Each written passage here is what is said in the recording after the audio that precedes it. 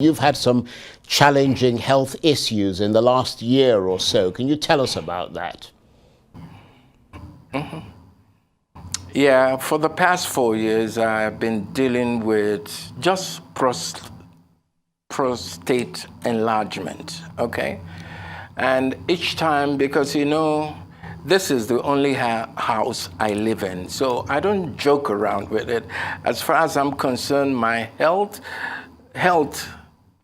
is my wealth. That's all I got, and I need to take care of this body as much as I can, So I've been going for checkup. I started to notice that there's been a change, in how my body has been functioning. I started having problem with going to the bathroom, peeing. Sometimes I'll go to the bathroom. I'll be there for like 3 hours, 2 hours. I'm serious, Charles. And I'll just have little drops just coming out. And no sooner do I go back to sleep or back to bed, I want to go again. It was the fact that my bladder was always filled up. And I started to notice that I'm losing so much interest in sex. It didn't matter to me, not because I was sexually active. I mean, I sold my wild oats, when I was much, much younger. That's how come I have 10 children. Those are the ones in the register. Those are the ones I've accepted.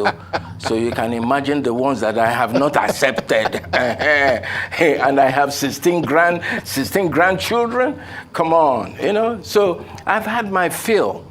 So, but you see, the good thing about being open about whatever you're going through is that you might get it in the ear of somebody who can help you.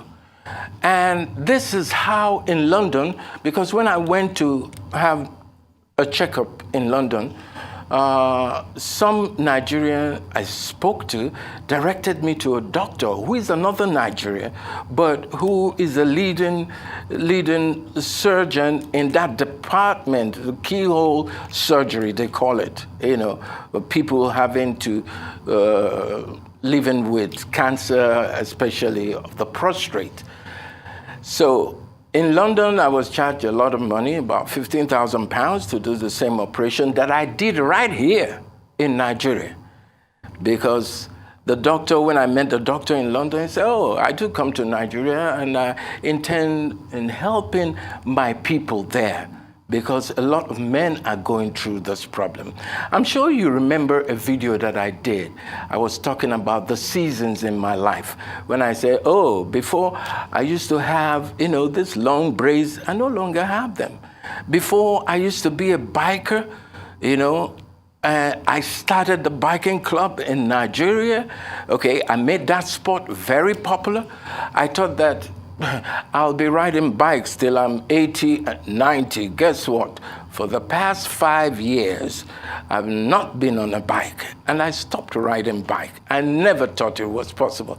And then I said again in that video, I remember, I used to, like the female physique, especially big behind and, reasonable front. But right now, I can't, the last thing on my mind is sex. And I can't even get my thing up. I know a lot of men called me to say, oh, that's not good, what you said. I said, well, I'm just sharing what I'm going through. And I think my openness about what I'm going through is helping a lot of men out there. Right. Because my people have a saying right in my village. Yeah, go on, finish your saying. That when you hide your sickness, the sickness will hide you. People tend to think, a lot of men that I've spoken to would rather live with their prostate cancer than to think that the doctor, because a lot of people have that impression that after you have an operation, that you can never use your manhood again, that it will never work. And they rather die than not have their manhood work. And I think that is kind of silly. Well, I mean,